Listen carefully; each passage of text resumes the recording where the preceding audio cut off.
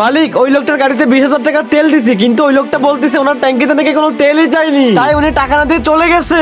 কিন্তু ওই লোকটা আমার পাম্প থেকে তেল নিয়ে গেছে। এটা তোমার ভুল, তুমি কেন ওনাকে টাকা না দিয়ে এখান থেকে যেতে দিলা? তোমাকে ডেকেছিলাম আমি বেতন নেওয়ার জন্য, কিন্তু এখন এই ক্ষতিপূরণের টাকা তোমার বেতন থেকে কেটে নিচ্ছি এবং এই মাসও কাজ করবা, কোনো টাকা পাবা না। মালিক, এখানে আমার কি ভুল? কাজ করো তোমার। তারপর চোর দুইটা অন্য একটা পাম্পে যায় তাদের চুরি করা তেল বিক্রি করার জন্য। তারপর যেটি হয় সেটি দেখার আগে তোমার কাছে আমাদের এই ভিডিও ভালো লাগলে লাইক করে আমাদের চ্যানেলটি সাবস্ক্রাইব করে দাও। ভাই, আমরা ডিজেল বিক্রি করতে চাই, অনেক কম টাকা রাখবো। ওই সামনে মালিক বসে আছে, ওনার সাথে কথা বলো। আচ্ছা। তারপর চোর মালিকের কাছে যায় ডিজেল বিক্রি করার জন্য। হ্যালো। হ্যাঁ হ্যালো, কল কেন ধরছো না? ভাই, একটা সমস্যা হয়েছিল। কি সমস্যা? আমার এখানে দুইজন লোক গাড়ি নিয়ে আসছিল তেল ভরার জন্য, 20,000 টাকা তেল ভরছে, টাকা না দিয়ে চলে গেছে। আচ্ছা, তারপর আবার কি? আমার সব লস কর্মচারীর উপর চাপিয়ে দিয়েছি।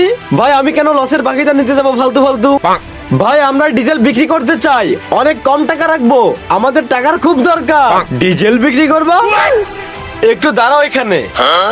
ভাই, ওই চোরটা কি গাড়িতে আসছিল? সাদা কালার আর 1982 মডেল এক্স করোলা, ওই গাড়িতেই তো আসছিল।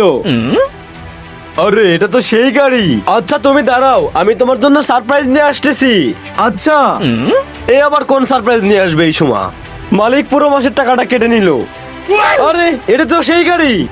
দেখো, এটা কি সেই চোর? হ্যাঁ, এটা সেই চোর। এ 20,000 টাকা তেল নিচার গাড়িতে আর 1 টাকাও দিয়ে যায়নি।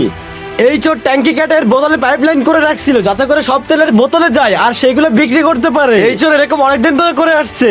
দেখো, তোমার হালাল ইনকামের টাকা চলে আসছে। মালিক, যদি আপনার ক্ষতিপূরণ হয়ে যায় তাহলে আমাকে এই মাসের টাকাটা আমার হাতে দিয়ে দেন, আমি আপনার কাজ আর করবো না। কিন্তু সেটা কেন ভাই?